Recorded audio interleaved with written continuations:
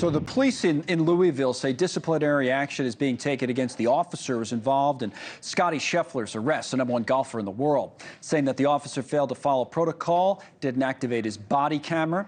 Now, authorities did release 2 surveillance videos today showing some of the interaction between Scheffler and the officer. Here with some analysis, former FBI agent, defense attorney Stuart Kaplan. I thought this was a weird news conference. I don't know if you saw it. I was watching it earlier.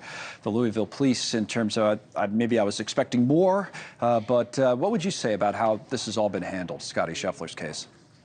Well, first of all, and good afternoon. Thanks for having me. First of all, I was a little taken back. You could definitely see by the release of the new video footage that the officer that first made contact with the vehicle, meaning at the time of the stop, there's an emotional discharge by that officer. You can see him slam what appears to be by the driver's side door. And then if you let the video run a little bit further, he almost inserts half his body into the car.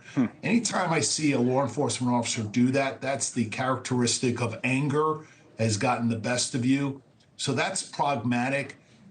Generally speaking, I recommend to law enforcement officers not to worry about activating their body cameras when it's a life and death situation with respect to exigent circumstances.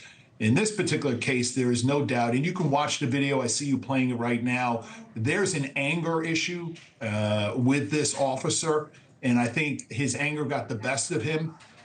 I can understand, it's early morning hours, it's raining, there's been a very tragic accident, probably no one wants to be there or they've been there, way too long, and they're just frustrated. But when you watch this type of behavior by this law enforcement officer, totally uncalled for, totally inappropriate, and of course escalates instead of someone having the presence of mind and coming over and de-escalating the situation. And certainly once they were able to identify who this individual was, there should have been at best an admonishment and then send him on his way. Very easy getting out finally of the car. So then the other thing is the camera. So let me play for our viewers what the police chief had to say about the body camera not being on. Then we'll come back and talk about that part of it. Let's listen.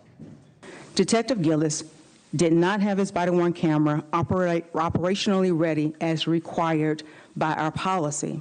We understand the seriousness of the failure to capture this interaction, which is why our officer has received corrective action for this policy violation. What would your understanding be, Stuart, given your experience of how a camera would be used in this situation? You're out there directing traffic. Maybe you're not expecting something like this. I mean, what's normal?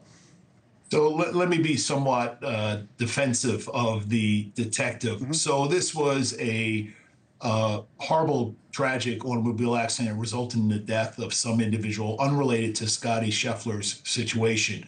When I see that you have a detective out there, obviously he or she is not normally utilizing body camera equipment. It's usually used by uniformed patrol officers.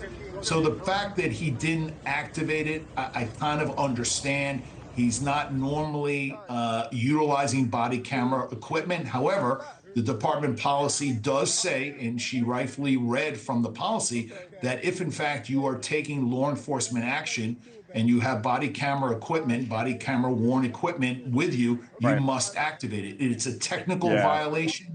And I would leave it at that. No, I hear you on that front. All right, Stuart, thank you. Stuart Kaplan on that. Now we'll see what happens with the charges, whether they're dropped or reduced or what might happen next. Thanks so much for watching. Just go to joinnn.com to find NewsNation on your television provider. And don't forget to click the red subscribe button below to get more of NewsNation's fact-driven, unbiased coverage.